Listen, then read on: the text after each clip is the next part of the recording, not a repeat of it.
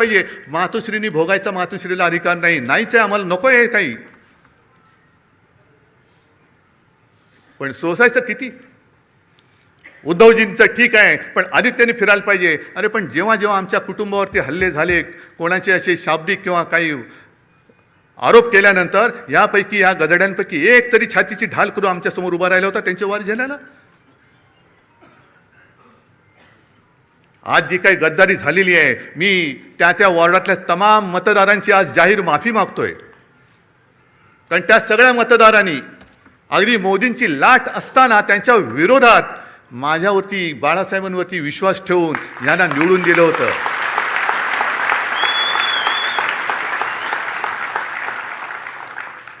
जे आम्हाला डिवचलं जात होतं की तुमची मोदींच्या चेहऱ्यावरती खासदार निवडून आलेत, मोदींचा चेहरा न वापरता आपल्या शिवसेनेचे 9 खासदार डौलाने निवडून आले होते. काही थोडक्यात गेले. एक तरी इथली तर सीट चोरलीच. कुठे होते मोदी? आणि त्याच्यानंतर म्हणजे तेव्हा भाजपचे 20 पेक्षा जास्त खासदार ते पण 9 झाले. आणि आज परत फोडाफोडी कशासाठी फोडताय? काय मिळवायचंय काय तुम्हाला? म्हणजे सत्ता पिपासू किती व्हायचं? सरदार वल्लभभाई पटेलांनी मराठवाड्यामध्ये पोलीस कारवाई केली, ती का केली होती? रजाकारांना घालवण्यासाठी आणि तो प्रांत आपल्या देशात आणण्यासाठी म्हणून पोलीस कारवाई केली होती. आणि यांनी काय केलं? 2-2.5 लाख सीमा सुरक्षा दल घुसवलं. कुठे घुसवलं? बंगालमध्ये एका महिलेला हरवण्यासाठी निवडणूक आणि स्वतःचा पक्ष जिंकण्यासाठी देशाचं सुरक्षा दल तुम्ही वापरता. कोणालाच काय वाटत नाही. ममता बघा कशा लढतायत. काय होतंय? हारल्यानंतर किती देशामध्ये प्रतिक्रिया उमटली. 2.25-2.5 लाख फौज जर तुम्ही निवडणूक जिंकण्यासाठी वापरत असाल, स्वतःच्या पक्षासाठी वापरत असाल, तर मणिपूरमध्ये का नाही घुसवत? अजून 12 वर्ष होऊन गेली. पाकव्याप्त काश्मीरमध्ये अजून का नाही घुसवली? चला उद्या घुसवा, शिवसेना तुम्हाला जाहीर पाठिंबा देते.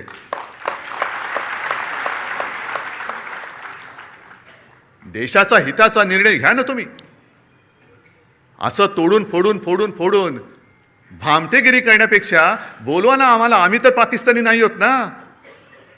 माझ्या घराण्याचा इतिहास आहे, तुमच्या असलं तर तुम्ही पण सांगा. असेल, मी कुठे नाही म्हणतोय. आम्ही पाकिस्तानातून आलेलो नाही आहोत. आम्ही सुद्धा देशप्रेमी आहोत. तुमच्या एवढेच किंवा तुमच्यापेक्षा जास्त, काकणभर जास्त आम्ही देशप्रेमी आहोत. आणि आज जे आपल्याला विरोध करतायत हे तेच आहेत ज्यांनी शिवसेना प्रमुखांना विरोध केला. पण तेव्हा शिवसेना प्रमुखांची गरज होती त्यांना. माझ्या आजोबांना विरोध करणारे हे गोमूत्रधारी जे होते, त्या प्रवृत्त्या परत बोकाळलेल्या आहेत. हो, मी त्यांना गोमूत्रधारीच म्हणतो. हे हिंदुत्व नाहीये, हे भोंदुत्व आहे. आमचं हिंदुत्व हे शेंडी जाणवाचं नाहीये. आमचं हिंदुत्व हे राष्ट्रीयत्व आहे. आमचं हिंदुत्व हे राष्ट्रीयत्व आहे. आणि हिंदूंमध्ये, आणि आज मला खरंच एका गोष्टीचा अभिमान वाटला की येताना परत आपले ते सगळे तेजस्वी भगवे झेंडे मला दिसले. कारण मी मागेच सांगितलंय, मशाल वेगळी ठेवा आणि भगवा वेगळा ठेवा. छत्रपतींचा भगवा होय, वारकऱ्यांचा भगवा, हिंदूंचा भगवा, महाराष्ट्र धर्माचा भगवा, त्याच्यावरती दुसरं कोणतेही चित्र नकोय. आणि जो भगव्यामध्ये भेद करतो तो अस्सल हिंदू असूच शकत नाही. त्याच्या रक्तामध्ये ही गद्दारांची, बेईमानीची, अवलादीचं, भेसळीचं रक्त आहे. भेसळयुक्त रक्त हे भगवा हातात घेऊ शकत नाही, घेता कामा नये. आज शिवसेना 60 वर्षाची झाल्यानंतर पुढे काय करणार? ज्या पद्धतीने आजच्या देशाचं राजकारण चालू आहे हे बघितल्यानंतर जनतेचा लोकशाहीवरचा विश्वास आता उडत चाललेला आहे. म्हणजे आज 2 कवींनी त्यांच्या कविता सादर केल्या. इंस्टाग्रामवरती आज मी एक कार्टून पाहिलं, ते पण सांगणार आहे. आणि एका कवीची एक कविता ती पण आत्ता मला आठवली. आपण काय म्हणतो? मशालीसमोरचं बटन दाबा, आम्हाला मत मिळेल. काँग्रेस काय म्हणतं? हातासमोरचं बटन दाबा, आम्हाला मत मिळेल. पवारसाहेब म्हणतात तुतारीचं बटन दाबा, आम्हाला मत मिळेल. भाजप म्हणता तुम्ही कोणाचंही बटन दाबा तो माणूस आमच्याचकडे येणार आहे.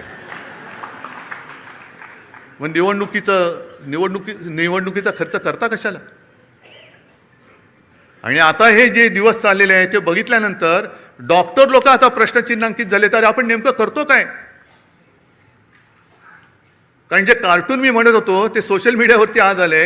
एका सोने चोराला पोलिसांनी पकडलंय आणि तो चोर त्यांना सांगतो, हो साहेब चोरी म्हणू नका, ऑपरेशन गोल्ड म्हणा. त्याशिवाय डॉक्टर आता गोंधळलेत की आपण चोरी करतोय की ऑपरेशन करतोय.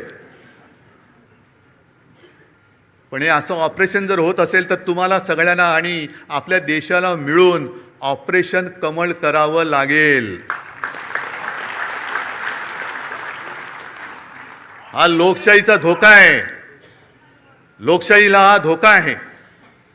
देश असंच जर का चालत राहिलं तर देश अराजकाच्या दिशेने चाललेला आहे. ही मला वाटणारी भीती आहे. मी भाकीत करणारा नाहीये. ज्योतिषावरती तर माझा बिलकुल विश्वास नाहीये. पण समोर म्हणजे तुम्ही आता समोर दिसतात तेच भवितव्य आहात. कारण ज्या देशामध्ये तरुणाईला झुरळ म्हटलं जातं, मानलं जातं, त्या देशाचं भविष्य काय असणार? आपल्याला जे काही या निवडणुका हे जिंकतायत, वाटेल ते करून निवडणुका जिंकतायत आणि पदं बळकावतायत. बरं एवढं तर कमी पडतंय, तुमच्याकडे बहुमत आहे तरी स्थानिक स्वराज्य संस्था असतील, आणखीन काही असेल, पलीकडनं कोणाला अर्जच भरू द्यायचा नाही. अर्ज भरला रे भरला की उचल त्याला. कशासाठी हे करताय? एवढं सगळं मिळून तुम्ही जाणार आहात कुठे? काय करणार आहात देशाचं? आणि मग ते जे नड्डा बोलले होते की देशामध्ये फक्त एकच पार्टी राहील, वन नेशन